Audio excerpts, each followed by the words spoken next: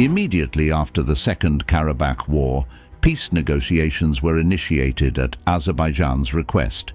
Unfortunately, despite nearly 4 years having passed since then, Azerbaijan and Armenia have yet to sign a peace agreement. There are significant reasons for this. The Armenian leadership's statements about being ready to sign a peace agreement any day seem quite constructive at first glance. However, when comparing these statements with their actual actions, certain questions arise that require closer attention.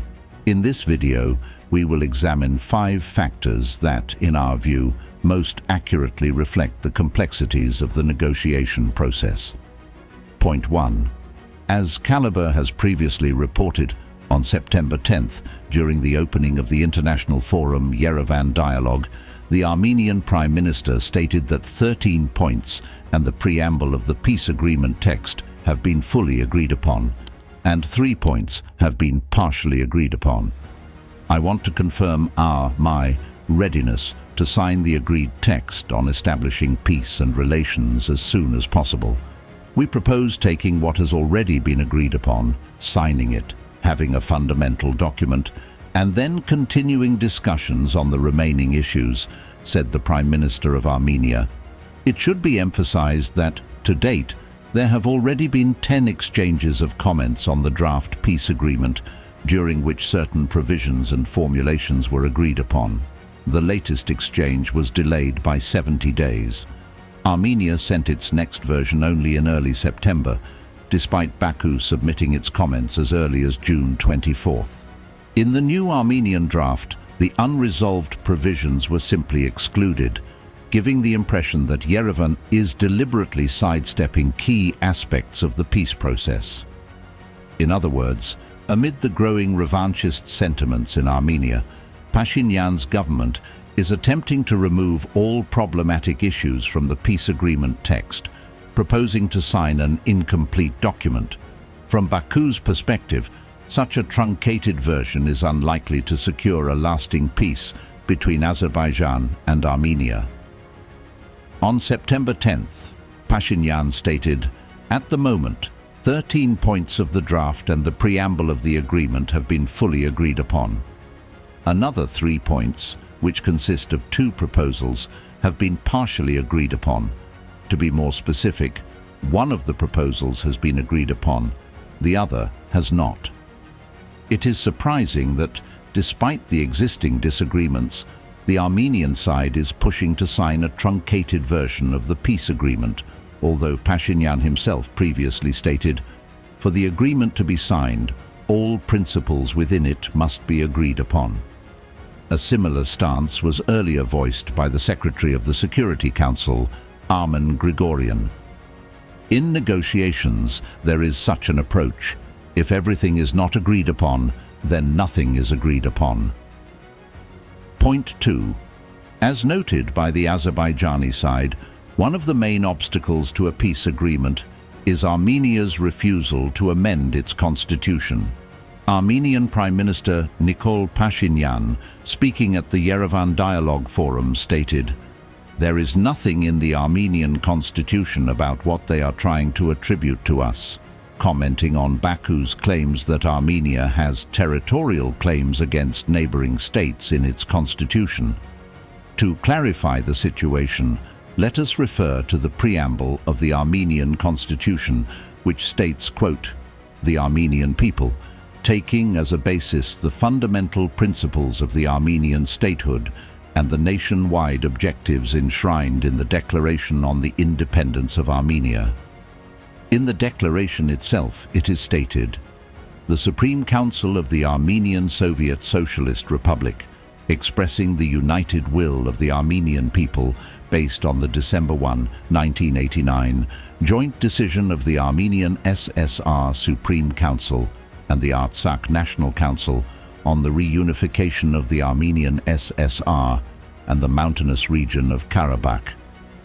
Pashinyan, however, claims, despite various interpretations, this does not mean that the entire content of the Declaration of Independence is included in the Constitution of the Republic of Armenia, and the content of these 2 documents is identical. He tries to argue that only those provisions of the Declaration of Independence that are expressed explicitly and verbatim are reflected in Armenia's constitution, and any other interpretation is inadmissible. This statement is controversial, considering that the preamble of the constitution still references the declaration, which mentions the so-called reunification of Armenia and Karabakh. The Azerbaijani side considers this a major obstacle to signing a peace agreement. Armenia, on its part, emphasizes that it has no intention of amending its constitution. Armenia will not amend its constitution at Azerbaijan's request. Armenia will not change its constitution at the request of any country, said Gevorg Papoyan, deputy chairman of Pashinyan's party and Minister of Economy, in August. Baku has repeatedly emphasized that it will not sign a peace agreement that could potentially be declared invalid by Armenia's constitutional court. According to Article 5 of the Constitution of the Republic of Armenia, if international treaties ratified by Yerevan contradict the Republic's laws, the provisions of international treaties take precedence. However, this rule does not apply to contradictions between international treaties and the Constitution itself. The third paragraph of Article 116 of the Armenian Constitution clearly states, international treaties contradicting the Constitution may not be ratified. Even if we assume that Pashinyan manages to ratify a peace agreement with Azerbaijan without amending the Constitution, this does not eliminate the risks.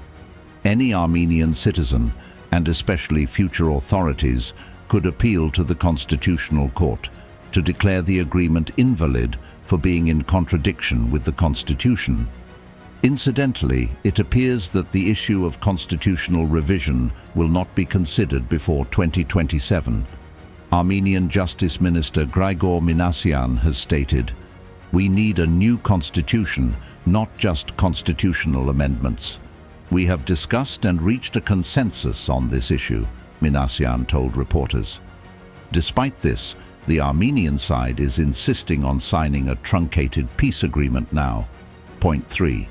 However, Azerbaijan fully understands that drafting a new constitution and holding a referendum are processes that take more than a day or even a month.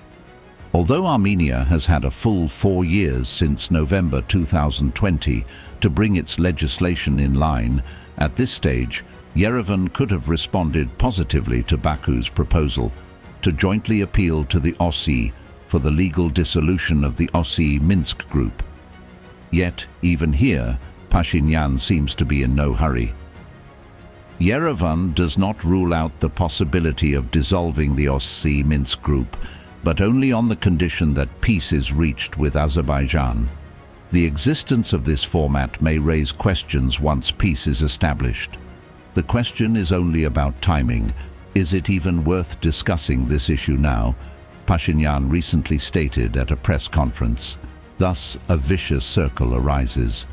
Azerbaijan offers Armenia, as a gesture of goodwill and an important condition for the peace agreement, to jointly appeal to the OSCE for the legal dissolution of the Minsk group. In response, Yerevan states that it is ready to do this only after the peace agreement is signed. In Baku's view, the formal preservation of the Minsk group serves one purpose: to create opportunities for new territorial claims against Azerbaijan. Point 4. Against this backdrop, Armenia continues to build up its military capabilities. According to Armenian media, the country's defense budget for 2024 has increased by approximately 10%, reaching over $1.42 billion. For comparison, this figure was about $1.3 billion in 2023. Recently, the Armenian government presented the draft state budget for 2025 to the parliament, which was approved by the Cabinet of Ministers on September 26th. According to this document, defense spending will increase by another 20% compared to the current year, reaching over $1.7 billion, which is $283 million more than in 2024. Defense spending for the Ministry of High-Tech Industry will also nearly double, reaching approximately $122 million. At the same time, investments in the development of defense technologies will remain at $15 million. In comparison, Azerbaijan plans to allocate about $3.91 billion for defense and security in 2025. This figure is 6.6% lower than the approved forecast for 2024. Furthermore, around $2.36 billion, or 10.1% of the state budget, will be directed toward the restoration and reconstruction of territories liberated from occupation. These figures clearly illustrate the differences in priorities. While Armenia continues to increase its military spending, Azerbaijan allocates significant resources for the restoration of liberated territories. And finally, point 5. In Armenia, the representation of the so-called Nagorno-Karabakh Republic continues to operate freely, and individuals representing this self-dissolved and unrecognized entity make provocative statements. Here's a recent news item. The doors of the representation of the Republic of Artsakh in Armenia will be open on September 2nd for anyone wishing to celebrate the Independence Day of the NKR. Another example is the ceremony for the laying and consecration of the foundation of the Call of Artsakh Memorial in Yereblur. The event was attended by the last head of the puppet entity, Samvel Shahramanyan, and the so-called head of the Artsakh Diocese of the Armenian Apostolic Church, Vertanes Abramyan. The Armenian authorities could have easily curtailed such a gathering and prevented provocative statements. However, the event still took place. In this matter, it seems that both the Armenian authorities and the opposition present a united front. Such a project could not have even begun without the consent of the country's leadership. Moreover, the laying and subsequent installation of a memorial with such a provocative name in a military pantheon would hardly have occurred without the approval of Prime Minister Nikol Pashinyan. In summary, the 5 points we presented highlight significant disagreements between Azerbaijan and Armenia regarding the signing of a comprehensive peace agreement. They clearly demonstrate the complexity of the situation and the differences in the positions of the parties.